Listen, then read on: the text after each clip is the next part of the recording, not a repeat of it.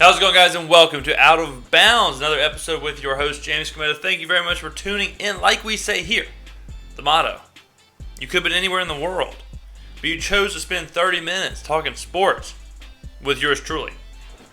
We have a packed show, slam show. Don't have to tell you that. You knew that. You knew that when you clicked play. You knew that when you clicked the link. You said, I know this guy. I know this guy's got a stacked show. I know he's got the Midas touch. And we do. A different show, I will say that, it's a different show. We're leading off with a topic that we have not touched on, I don't think, at all. And we, of course, are going to be talking about the Ronda Rousey loss. We'll talk how I did in the week of picks. We'll talk the Saints. We'll only talk briefly about the Saints so that I don't lose my lunch talking about that team.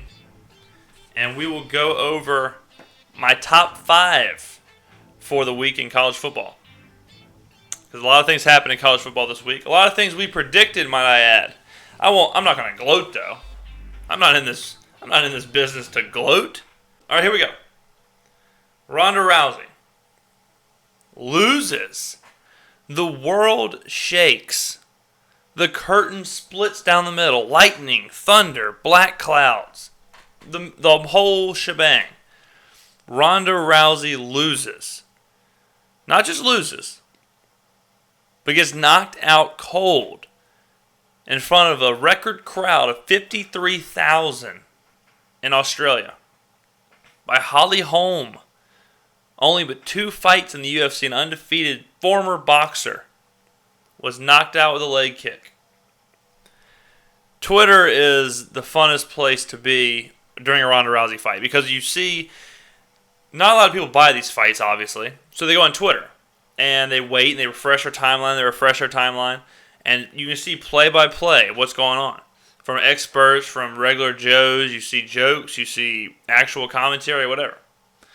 Then you see OMG, OMG, OMG, WTF, exclamation mark, exclamation mark, exclamation mark. And then you see the vines and the GIFs and all that stuff. And then you see Ronda Rousey lying on her back. And Holm, the new UFC champion. People were saying this was the biggest upset in sports history. It's not. It's not. It's actually, to put it in context, Holm was a 9-1 underdog. To put that in context, the Detroit Lions were a 5-1 underdog against the Packers this weekend. So it was a little more than the Packers at Green Bay. It was huge. Well, to put that in really simple terms, if you bet $100 on the Lions, you won $500. If you bet $100 on Holm, you won $900. So it wasn't Buster Douglas, which is what it gets compared to. When Buster Douglas and Mike Tyson fought, the line was so big that most casinos didn't even carry it. For a championship prize fight, that's unheard of. I've heard, obviously it wasn't a lot betting back then, but I've heard numbers like 10,000 as far as the odds against Douglas. But it is comparable as far as the timing. Whenever Tyson lost, he was 3 years and 3 months in the 10th fight from when he won the title. Between when he won the title and when he lost. It was 3 years, 3 months, and 10 fights. Rousey was 3 years, 8 months, and the 8th fight from when she became champion. So the losses are very comparable as far as from when they won the championship. Rousey had a few fights before she won the championship. Tyson had much more. That's how boxing worked back then. You had to fight 20 times, 30 times to be good enough to be a pro. So Tyson had a little bit more exposure. But there is a difference. The difference is today's era. Today's world, right? Tyson. We'll just compare these two. Tyson, bad man, mean man, mysterious, an enigma.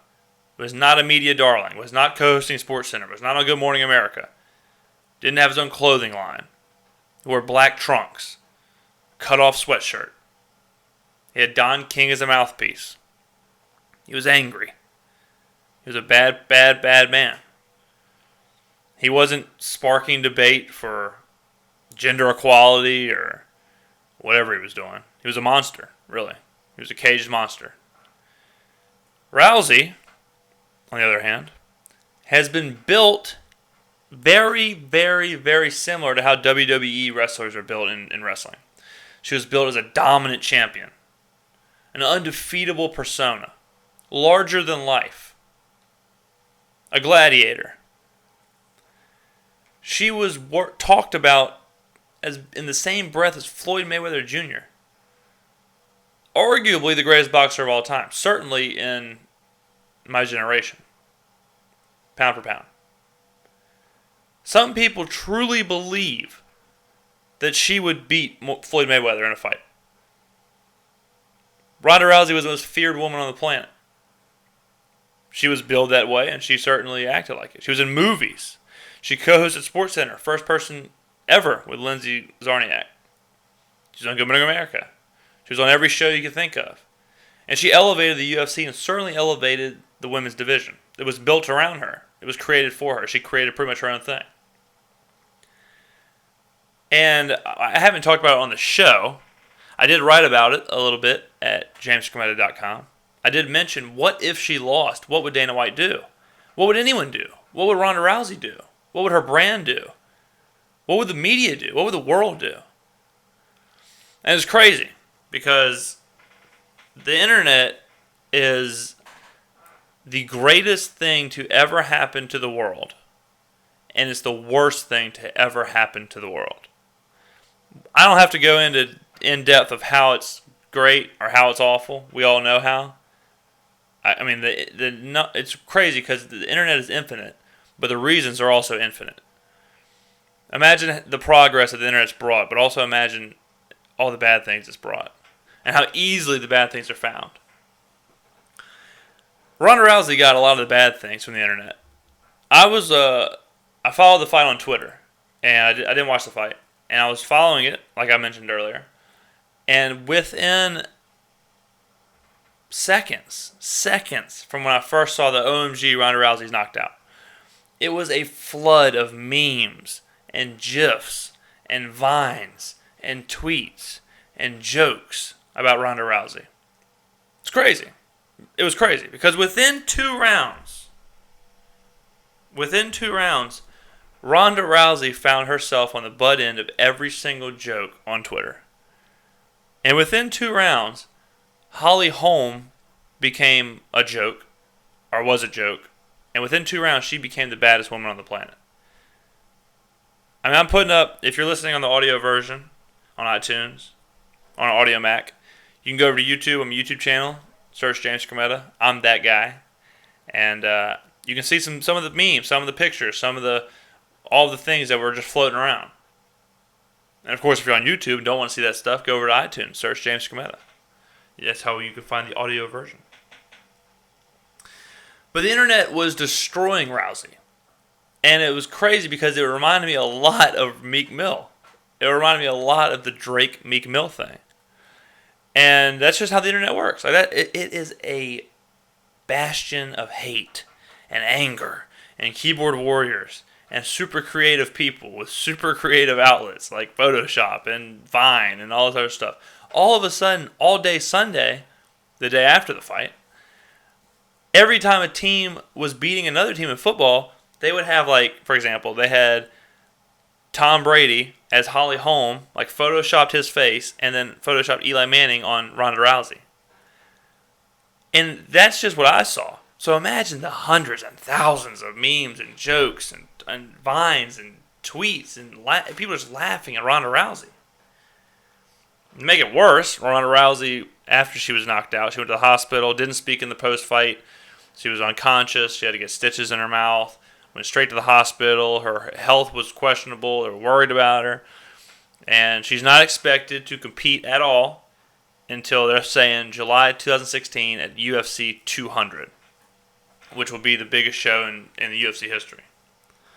So Ronda Rousey, who we just saw everywhere, and her brand is built on being undefeated, being a bad woman, and she knows that and she plays up to it. So if you go look at tweets or Instagrams or interviews, she's saying a lot of things like, what's the chance of me getting beat? I'm going to beat this girl so I can beat everybody else, blah, blah, blah. And she lost. and she lost. And it's kind of wild because the loss is way worse for media and for other companies than for the UFC. This is actually probably the best thing that could have happened to Dana White in the UFC, because now it breeds competition in the women's division. The women's division, you've seen these people because of Rousey, and now they have a chance to be champion and have to kind of it brings some parity, which is good and bad. Because Rousey is the star, and we'll now see how bulletproof her image is, because with that loss, she's super close to another Mike Tyson moment, like Buster Douglas. But let's say she comes back at UFC 200, right?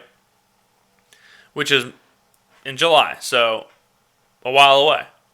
And let's say she goes into UFC 200 and fights Holly Holm in a rematch and loses, which would equate to Tyson's Evander Holyfield back-to-back losses, which pretty much ended Tyson's career. After that, it was marred with controversy, marred with legal problems, and marred with losses. Losses then came to Lennox Lewis and anyone and everyone else. And Rousey's getting up there in age. She had already mentioned she couldn't do this forever. She hoped to just kind of win, and then be able to get out of it when she could, make her money, and leave. You've seen what losses can do to fighters like Anderson Silva. The greatest of all time loses back-to-back, and then what? You've seen what losses can do to these people. And it's a scary thing. It is a scary thing when you're in that business. Whenever you're built like an unbeatable woman, like you're built like a WWE superstar, but what happens in the fight is not determined, like WWE. Like Brock Lesnar in professional wrestling, they just if they don't want him to lose, he ain't gonna lose.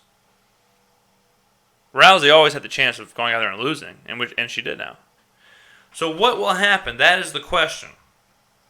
What will happen? It's an interesting situation for Dana because he can't fight Holm, you wouldn't think. You can't fight Holm until UFC 200 because what if she loses, right? Then you lose the biggest gate possible. You lose Rousey, Holm, rematch for the title if Holm loses. And then if Holm loses, well, she has to get a rematch for her title, you would think, before Rousey could get a shot at Holm's title. But then the other UFC champion might jump Rousey and need a rematch with Holm. So you can't fight Holm. So you probably won't see that title until Rousey's ready, and who knows when she will be. What will this do to Rousey's brand? That's what I'm wondering. What will this do to her brand? What will this do to the media? Rousey was a media darling. She was on every show. Everyone loved her. She was in Entourage, WrestleMania. The WWE has already came out and said that she probably will not be at this year's WrestleMania because they can't build her. They can't build her. They can't say the undefeated Ronda Rousey, the UFC champion, this, and this. She was at last year's WrestleMania. She ain't going to be at this year's. There's already stuff happening. The domino is already falling. It's ironic. Rousey's loss hurt the WWE more than it hurt the UFC. How is that possible? That's crazy. When you put it like that, it's crazy, but it's true. Because now the WWE can't have her on WrestleMania, can't have her on these shows. Right? How nuts is that? The UFC moves on. But the WWE, who wanted to use Rousey, can't because she's not great anymore. She's not unblemished. I think Rousey's star is very bright, but it's not the same. And I'm not a big UFC guy. Y'all know that. We don't talk about it on the show, ever. We talk about it. I think we talked about Rousey and Mayweather and how I thought it was bad for domestic, for women. But we don't really talk about it. We kind of talk about it in a societal sense. And that's kind of what we're doing now, talking about it with the media and talking about it with other companies and how Rousey's brand and how, as a human, it just changes things. It's different. It's something that's rocked the media world and just society much more than it rocks sports. I mean, like I said, a 9-1 underdog is not that big of a deal. We see it all the time. You know, in sports, in football or basketball or whatever. But this was Ronda Rousey. People put so much stock into this woman. People put so much stock into her and the belief that she was this dominant, unbeatable force. And then to see she lost in the worst way. You know, she lost with her laying flat on her back, blood coming out of her mouth, unconscious, while Holly Holm celebrated all over the place and held the title. It's going to be really interesting to see how Rousey bounces back from this. What does her team do now? Right? How do they brand her now? What's her personality going to be like? She can't be the same brash, in your face, I'm the baddest girl on the planet anymore. Because she's not. How can she go on these shows and do these interviews and have the same swagger and the same, oh, I'm scared of Ronda Rousey. That was the big thing. That was the thing everyone played up. Like, Ronda Rousey's here, please don't beat me up. Ronda Rousey's here, please don't do this. Now, is it Holly Holm? Is that who's going to be? I thought it was really interesting. ESPN didn't give Holly Holm a whole lot of time. I don't know if y'all noticed that. After she won, ESPN gave her about 5% of coverage. The rest of the coverage was on Rousey and lost, which also isn't good. That nonstop, this person didn't win, this person lost, this person's a loser, this person choked, this person's this. That is the negative kind of media. Like, that is going to crush Rousey. And there's already been reports that she's depressed and she's heartbroken and she's, devastated after the loss, which of course she is.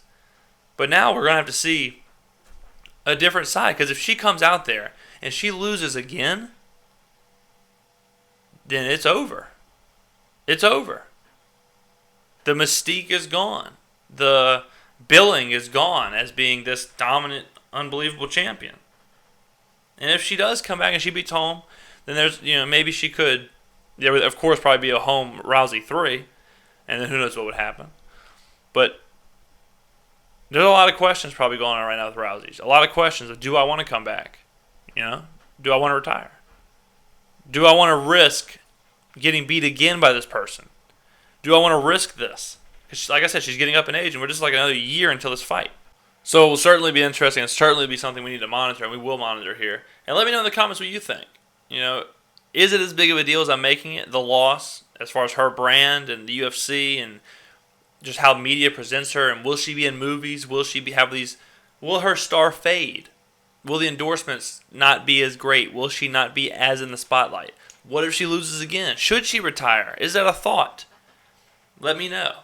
Let me know what you think in the comments below. Now let's get to other sports.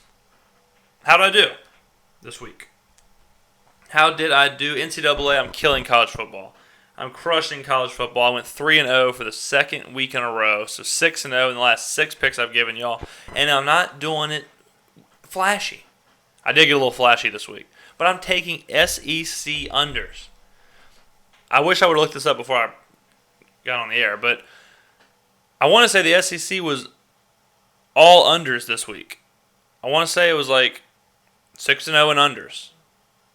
They just don't score. They don't score there. You have teams like Vanderbilt. You have teams like Georgia and South Carolina and Kentucky and Florida and Arkansas and LSU.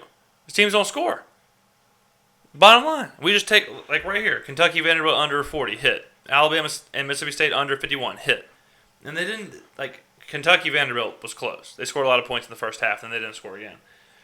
But the rest nothing even to worry about. Then we did get flashy, though. Oklahoma plus 2.5 against Baylor. On the road at Baylor. Undefeated Baylor. No big deal. Called the upset. NBDKBD. Knew it was coming. You don't play quarterback like that against a team as hot as Oklahoma. And Oklahoma went down and smacked them around. And Baker Mayfield is the man. Probably the best player in college football right now, to be honest. He's a gunslinger. He's tough. He runs around. He's mobile. Big guy. Love him. Oklahoma quarterback Baker Mayfield. Go look him up. He is the man. My favorite player in college football right now, and arguably the best player in college football right now. NFL, we have been struggling. We're 2-8 in the last 2 weeks. This week started off New Orleans to Washington. We had New Orleans. That was a loss. We'll get to more of that in a minute. Pittsburgh, Cleveland under 41.5. That was a check mark. That was a win. Oakland -3 versus Minnesota. Minnesota's the real deal. I want to apologize to all my Minnesota listeners. Minnesota's the real deal. Home and Nick Swartzen. Minnesota just beat Oakland up at Oakland with a quarterback coming a week off of a concussion. They're 7-2. They're winning the NFC North. How did this happen? How in the world did this happen? I have no idea, honestly. I can't tell you how. I know y'all. I know I should have the answer, but I don't. I don't know if Teddy Bridgewater's doing it. I don't know if Adrian Peterson's doing it. I don't know if the defense is doing it. They're just winning every week. That's crazy. They're not getting enough attention. That's for sure. And I apologize to Minnesota. And then Seattle -3 against Arizona. The game is actually still going on. I think the longest game in football history. It seems like but it's like a minute, 30 seconds left, and Seattle's down by 10, so I don't think they're going to win by 3. The win for Arizona would probably end Seattle's hopes of winning the division, and Seattle would be 4-5. Not a good team. Seattle's just not a good team this year. That is apparent. And it's a mix. They're just not playing well. Russell Wilson is getting moved around a lot. The offensive line's not very good. Defense isn't as great. And in a league that's more offensive driven, it's hard for a great defense to be dominant. When you lose players, you lose. I mean, even like Brandon Browner, and you lose just random other secondary people. You lose other cornerbacks and other people on the line, and Cam Chancellor didn't play the first few games. A lot of stuff happened. Maybe they're just not as good. The wide receiving core is not very good. Doug Baldwin's your main guy. Jimmy Graham has been non-existent. Marshawn Lynch has been battling injuries. A lot of stuff's going on. Maybe Russell Wilson's not having a great year. Seattle's having an off year. They will not be in the Super Bowl. I can tell you that. They might not even be in the playoffs. So that's a loss. And then we have Cincinnati, Houston, Monday night, 47.5 under. If that game doesn't go under, then we will be 1-4 for 3 straight weeks in the NFL. We started off so hot, and we're now so cold, except for college football. College football is the monies. We got all the monies, and we're the greatest of all time. Now let's go to the Saints. Saints-Redskins. Redskins 47-14 at Washington. Saints gave up about 400 yards of offense in the first half. Arguably the worst defensive performance by an NFL team in history, to be frank. I talked about it last week at length, or maybe even 2 weeks ago, that Rob Ryan should be fired immediately, active immediately. Before the Washington game, I said it. I said he's got to go. Yeah, it was last week. It was after the Tennessee game. 2 shows ago. And now it's apparently caught on. I've seen NOLA.com. I've seen all these other people putting out the Rob Ryan stuff. And it just goes to show. People are coming here. People are coming here for hot takes. People are coming here for that kind of stuff. People are coming here. Next thing you're going to see is a bunch of Tom Brady is the new Michael Jordan. Because that was our big hot take from last week. So don't be surprised if you start seeing that kind of stuff. But Rob Ryan's got to go, man. It's not all on Rob Ryan. Of course it's not. Of course it's not. Of course it's not. It's never on one person in sports, especially when you have 22 starters, when you have 2 sides of the ball, when you have all this other stuff. But there's got to be changes. For the record, I've said Sean Payton's got to get fired too. Okay? New Orleans needs a change.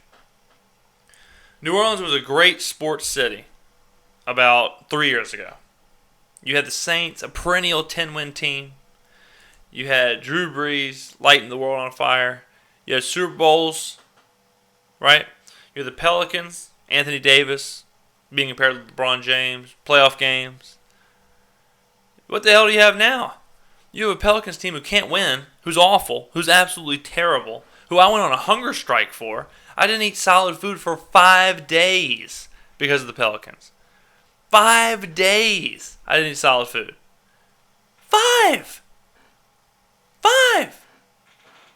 And now you have the Saints who are awful and are just going to get worse without Breeze, and once they start actually rebuilding. That's the thing that people don't understand. This ain't even the worst. This is not as bad as it's going to be. You want to get real bad? Wait till Drew Brees leaves. We've got wins we should not have because of Drew Brees. We almost beat Carolina on the road. Think about that. We almost went to Carolina and won. Because, that was y'all's boy Luke McCown that almost did that. All right? That was y'all's boy Luke McCown who y'all wanted to start over Drew Brees. But the Saints defense, how bad are they, you want to know? They've allowed 3 straight games of the opposing quarterback to have 4 touchdowns and no interceptions, which is awful. Last year, they were the 31st defense in the league. For all of you mathematicians, that's one from absolutely last place. This year, they're on pace to give up more yards than any other team in the history of the NFL. Who is the other team? The 2012 Saints.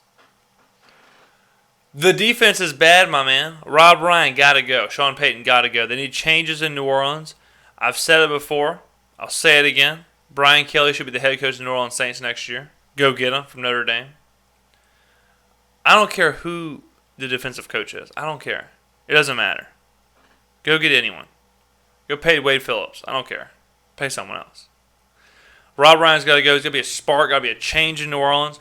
We can't keep rolling these people out there. They've quit on their coaches. They quit on everybody. And just like last year, there's kind of a flip-flop where the Dome kind of quit on the Saints after all those losses. The Saints are quitting on the coaches now. So there's got to be changes there. That's all I'll say about that. There's got to be changes. Bottom line. All right, we're going to finish it off. We went a little long on Ronda Rousey. I wanted to get into Peyton Manning. I wanted to get into his demise and how he was replaced with Brock Osweiler after going like 5 for 20 with 4 interceptions and 30 yards and being benched for Brock Osweiler. And we'll probably get benched for Brock Osweiler this following week, and how the mighty have fallen. And how Peyton Manning, like we said a few times on this show, is done. And it's sad now watching him maybe ride out the rest of his career on the bench. So, but we don't have time for that. We got to get into my top 5 for this week. A little bit of college football to end the show. Now, last week, my top 5. Number 1 was Clemson. Number 2 was Bama. Number 3 was Ohio State. Number 4 was Oklahoma State. Number 5 was Stanford. All the other teams are good. Stanford lost to Oregon, 38-36. So we have to replace them with a team. I think you know who I'm going to replace them with. If you do, pause the video, go down to the comments, and put who you think I was going to put at 5. Because if you've been listening, then I think you know. 1 is Clemson, 2 is Bama, 3 is Ohio State, 4 is Oklahoma State. No movement. I wanted to move some people around, honestly. I thought about putting Bama at 1. Thought about putting the person I'm putting at 5 higher. But I said, hey, everyone won. Let's just relax. Let's just stay on even keel. The 5th best team in the nation, in my humble opinion, and the team that is right on the border of the playoffs is Oklahoma. Oklahoma, of course, I talk about them all the time. Said they were going to beat Baylor. Talked about how good they were, and they are good.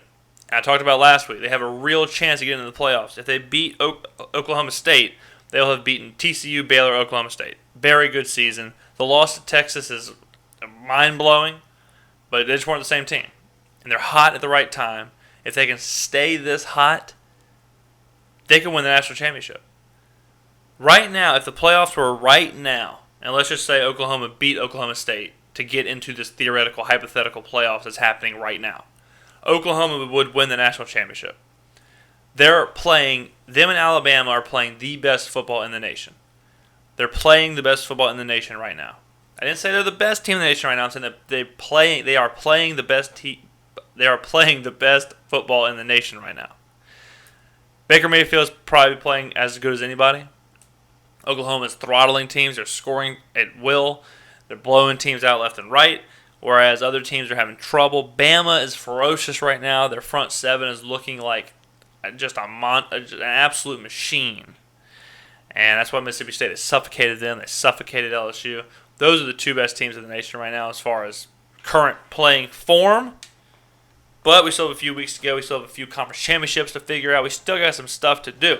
I will tell you this. Notre Dame does not belong in the conversation. When the college football rankings come out Tuesday, and everyone will watch the show or whatever, we'll have to listen to Kevin Nagandi talk about it, Notre Dame doesn't belong in the conversation. Iowa doesn't belong in the conversation. These 5 teams are the conversation. Clemson, Alabama, Ohio State, Oklahoma State, and Oklahoma. So tell your friends, tell your family, tell your dog, tell your dog's dog, tell your dog's family. Thanks again, guys, for listening. I really do appreciate this so much. Please spread the show.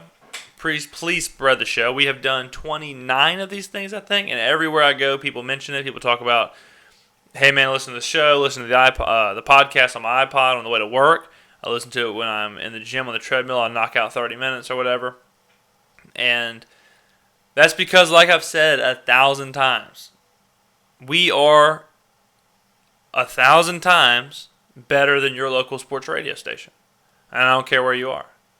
So instead of listening to them, pop us in on the iPod or Bluetooth, however you got to do it, and listen to us on the ride to work, on the ride home from work, stuck in traffic, sitting at work, on your lunch break. A 30-minute show gives you ample time to listen to these things and figure it out. Don't forget, you're always welcome to tweet at me or whatever takes you may have, or put them in the comments, and I love the interaction with the listeners. So thanks, guys, again. I, of course, am your host, James Skrmetta. This has been another successful episode of Out of Bounds. Enjoy your week, guys. Monday is over.